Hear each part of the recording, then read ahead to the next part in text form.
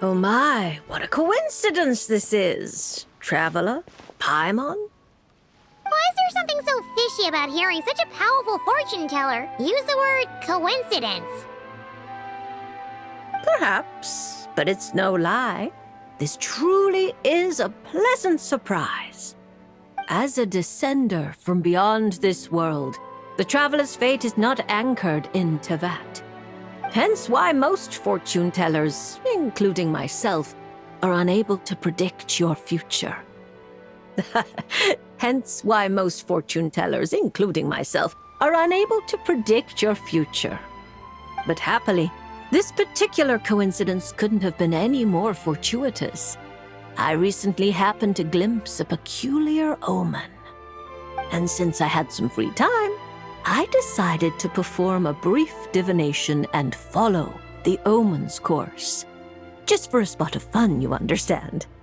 Oh yes, and while I was following this omen, I caught a few ethereal threads of fate and glimpsed the faces of their owners.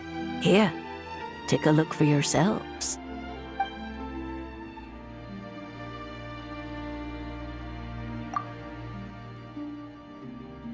See? Didn't I tell you? Someone with so many friends was bound to recognize them all. Hi, you two. It's been a while, hasn't it? I thought I'd lend a hand with Barbie's divination.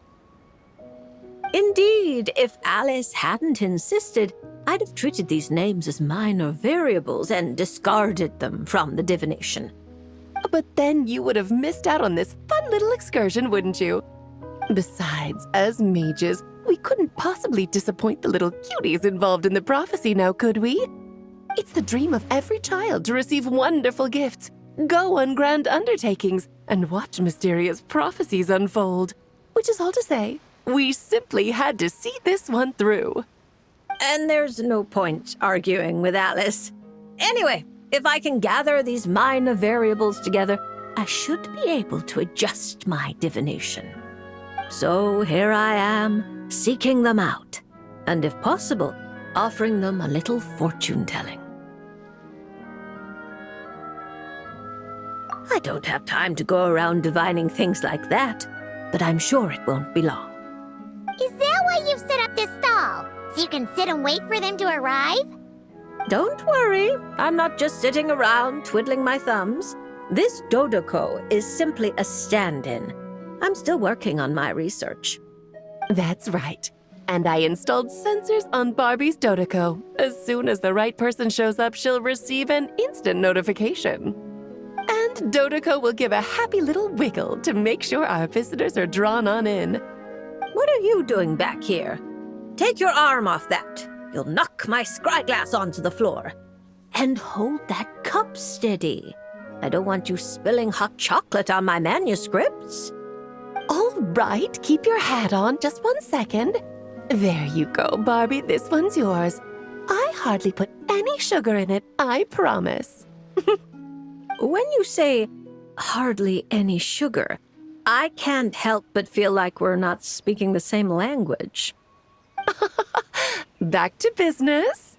After we followed up on Barbie's divination, I was hoping to gather everyone up, everyone involved, that is, and throw a huge party.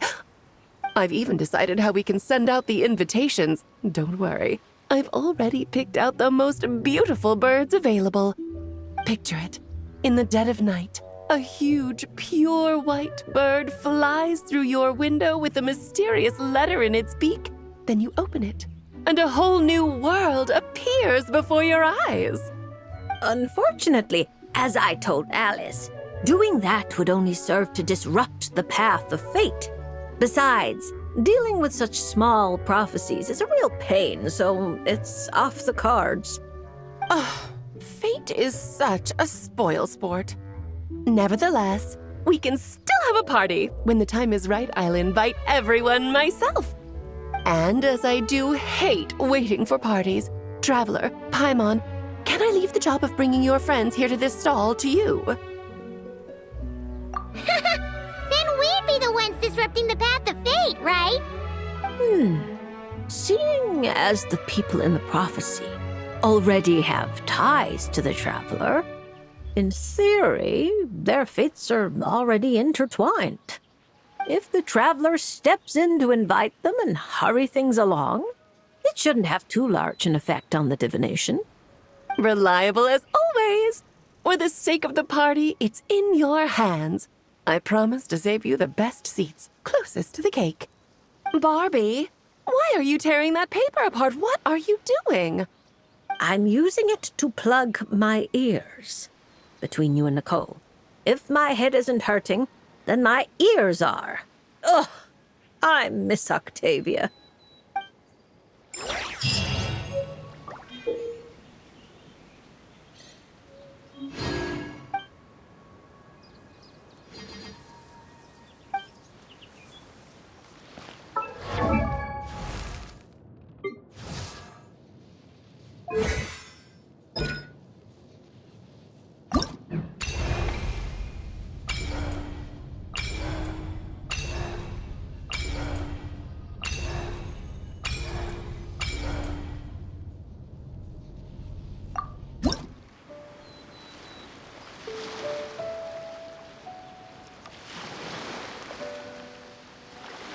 So what you're saying is that this card I drew is actually pretty good? Fate is simply fate. It makes no distinction between bad and good. However, talking solely about the upright strength card you drew, one of its interpretations actually fits your profession well. This card symbolizes passion, courage, confidence, and desire, as well as perfect, unfaltering love. No matter what surprises fate throws your way, I believe you will take control and steer a steady course. Oh, don't flatter me. By our rules, a good fortune means paying extra for the reading. Here, I'll leave my coin pouch with you. If you have time, could you read the fortunes of my crew?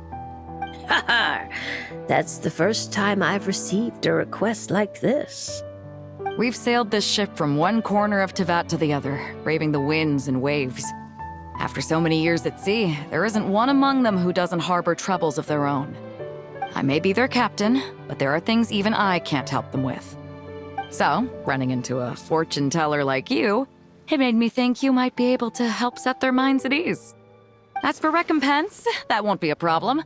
We've done good business on our way here and dragged in quite the haul. As intriguing an offer as that is, I'm afraid I'll have to pass. I fear there aren't enough cards in my deck for such a sizable crew. Ah, Traveler, Paimon. I haven't seen you in a long time. Are you here to have your fortunes read too? I'm here on business, of course. And to help a certain someone scout out new trade opportunities while I'm at it. Our esteemed Tianxuan, of course. Who knows what kind of scheme she's cooked up this time. A few days ago, completely out of the blue, she tells me there's good business to be had in Fontaine. Doesn't ask my opinion, just whips out a detailed itinerary and tells me to follow the trade route it outlines. Turns out, she'd already sent people to scout ahead. I haven't had any urgent business lately, so I went along with the whole thing. And what would you know, it's been plain sailing the whole way. What was supposed to be a 2-week job got wrapped up in just over 1. I figured since we're already here, we might as well stick around and have some fun. So I gave the crew some shore leave to kick back and relax. Matter of fact, just yesterday I booked an event space at the Hotel de Boer and the lot of us drank up a storm. The crew's still sleeping it off at the hotel, so I thought I'd venture out for some fresh air and to sober up. But I only made it a few steps before this, fortune teller stopped me and asked me to draw a card. Here, it's the strength card.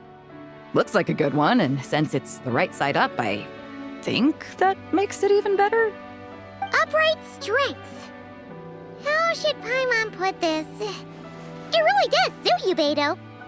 It certainly does. Now, let me explain the other meaning it holds. Don't tell me. It's bad news? I wouldn't say it's good or bad, and it's not directly related to your fortune either. Just a little after-class musing, now that your reading is over. It's clear that you possess both powerful outer strength and an indomitable inner spirit. To borrow a metaphor, you're a lantern in the dark night. You dispel the darkness and guide lost souls on their forward paths. But you must know that it's not only the lost and weak who are attracted to the glow. Bugs cling to the lantern, competing for light and heat. Believing that it can keep them warm, the light burns more intensely. Only by doing so will its radiance not dim.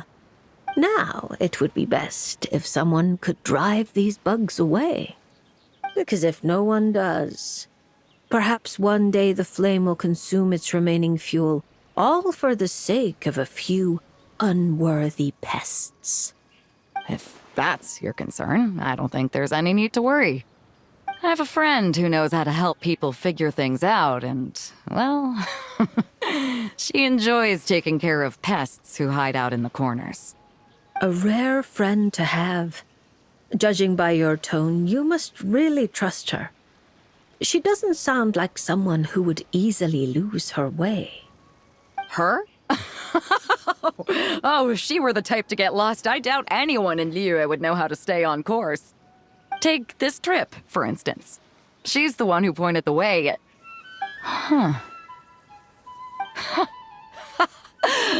It all makes sense now. I was just thinking, if she really wanted to do business, there's no way she'd let me kick back and relax. So basically, Ningguang just wanted to give you a holiday. But why make you take such a massive detour? Well, I'm sure she'd say something like, "Some detours are needed. Only by taking them can the shortcuts be found." I'll never be able to unravel the twists and turns of her mind. Well, she still needs me to help expand her trade routes, though, so it's not like she'd do me harm. As her strength card, I'll remain up front, breaking the waves and forging a path ahead. Whoa! Oh, look at the time. I'd better head back and check on my crew. See if I can't sober them up a little, get them shipshape and ready to sail. Traveler, Paimon, Lady Fortune Teller, I hope to see you around. This card is a rare treasure.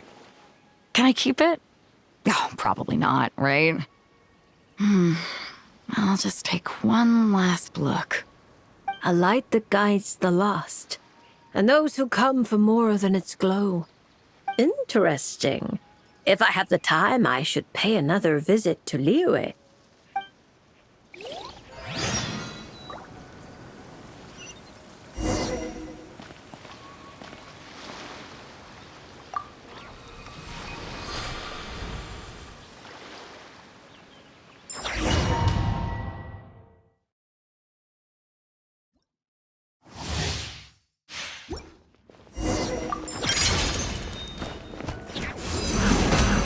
A touch of frost.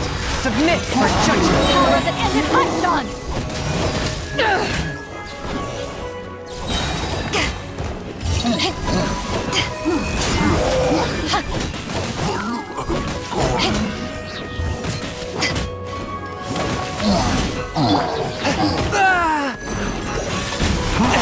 But how? Spirit Blade.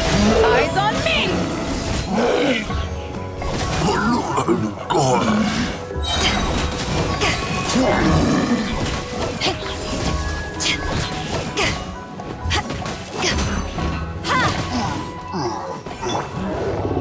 From whence you came, swift and To ashes!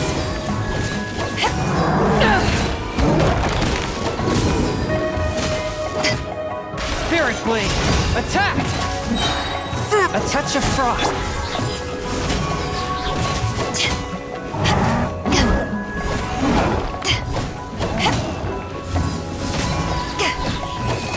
From whence you came.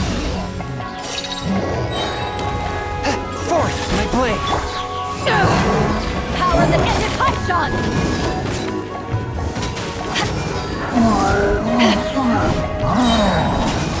Submit for judgment!